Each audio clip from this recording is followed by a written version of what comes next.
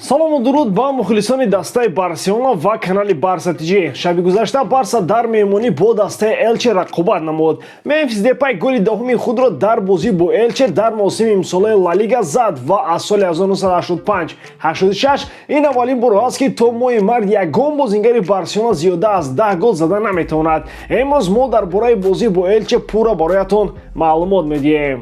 Дӯстон, Лигаи Чемпионҳо баргашт. Моро бозиҳои ҷавобии якашниҳои интизор аст. Ливерпул баъди ғалабаи боваринок дар Милан Интерро дар Энфилд пешвоз мегирад. Шогирдони Симоне Инзаги дар бозии охири худ дар Серия А ба дарвозаи рақиб 5 голи беҷавоб заданд. Оё онҳо метавонанд дар Энфилд сенсатсия кунанд? Дар Мадрид моро бозии дар интизор байни Реал ва ПСЖ интизор аст. Парижиҳо дар майдони худ натавонистанд ғалабаи калонро ба даст оранд. Аз ин хотир мадридиҳо шанси баромадан ба як чорниҳоиро доранд. Тамошои бозиҳоро бо 1x бозам ҷолибтар кунед. Регистратсияи осон, пур кардани маблағ аз тамоми гӯшаву канори дунё, вале аз ҳам муҳим бонус то $100 дар аввалин пардохт бо промокоди БАРСЕЛОНА. Ссилкаи бозӣ дар комментария.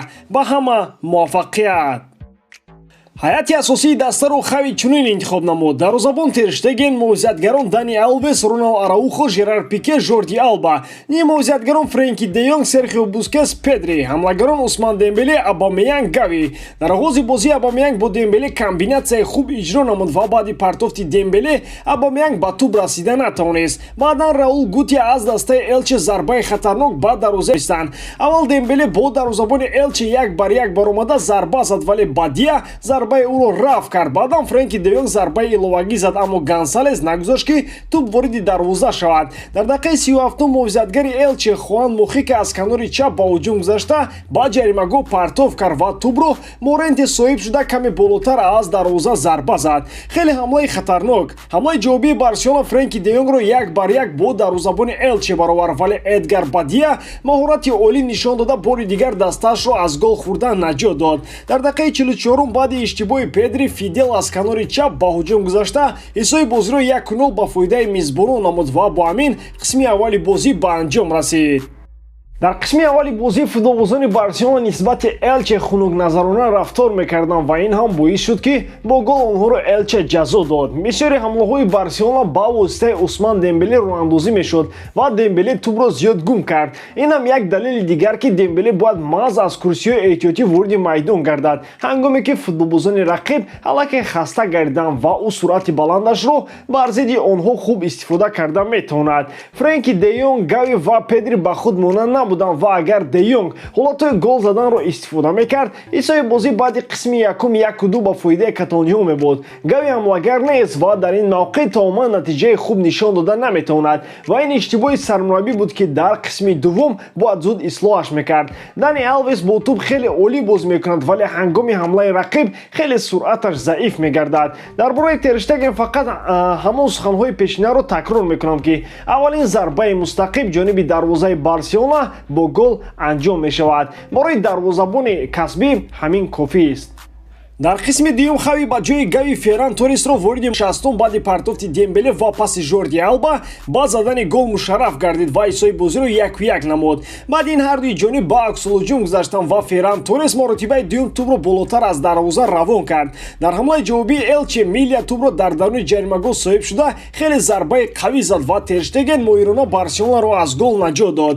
дар дақиқаи 75 хави Дембеле ва Абамеянгро аз майдон гирифта ба ҷояшон Мемфис Депай ва Адама Троореро ворид кард. баъдан Ферран Торес боз аз ду ҳолати хуби гол задан истифода бурда натавонист ва дар ҳар ду ҳолат баъдия моҳирона ЭЛЬЧЕро аз гол хӯрдан наҷот дод. дар дақиқаи 83 Мемфис Депай мувозиятгари рақибро фиреб дод ва тӯб ба дасташ расид. баъди дидани вар довар пинсон ба ҳамин қисми дуюми бозӣ низ ба анҷом расид.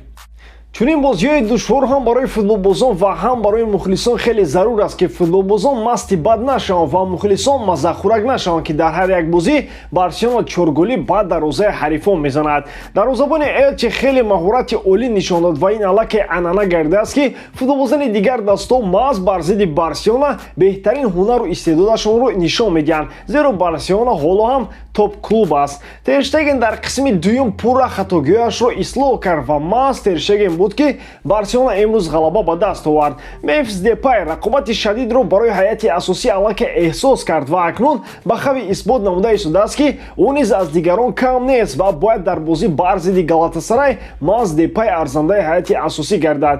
баъди соҳиб шудани 3 имтиёзи навбатӣ Барселона ҷойи севими Ла Лигаро ишғол намуд ва агар ҳамин гуна давом ёбад, агар қаҳрамонам нашавад, эҳтимолан ҷойи дуюмро касб мекунад. Шумо дӯстон дар бораи бозии шабина чӣ фикр доред? Кадом бозингарон дар майдон беҳтар буданд ва кадомашон бадтар? ҳатман фикрҳои худро дар комментария нависед. дар ҳам ҳолат Барселонаро дӯст доред ва канали Барса ТВ-ро дастгирӣ кунед. Дастгирии шумо пешравии мо. Бо шумо мисли ҳар вақта Муҳаммад Гаиров. Хай бародарон, дар паноҳи Аллоҳ.